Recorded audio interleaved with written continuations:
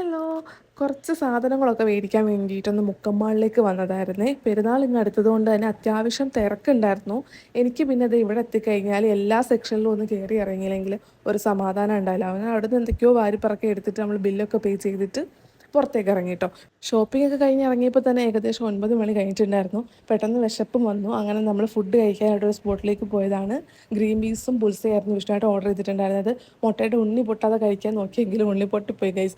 ഞാൻ പിന്നെ അതിൽ നിന്ന് 2 സ്പൂൺ എടുത്ത് ടേസ്റ്റ് ചെയ്ത് നോക്കി. ഞാൻ ഓർഡർ ചെയ്തിട്ടുണ്ടായിരുന്നത് പാൽക്കപ്പയായിരുന്നു. കാരണം ഞാൻ ഇതുവരെ ആ സാധനം കഴിച്ചിട്ടില്ല. അതിൻ്റെ ടേസ്റ്റ് എന്താണെന്ന് എനിക്കറിയത്തില്ല. അപ്പോൾ ഇവിടെ അത് ഉണ്ടെന്ന് അറിഞ്ഞപ്പോൾ ഞാനത് ഓർഡർ ചെയ്തു. വന്നപ്പോൾ ദൈവമേ ഒരുപാട് ക്വാണ്ടിറ്റി ഉണ്ടായിരുന്നു. എനിക്ക് ഒറ്റയ്ക്ക് തിന്ന് തീർക്കാൻ പറ്റുന്നുണ്ടായിരുന്നില്ല.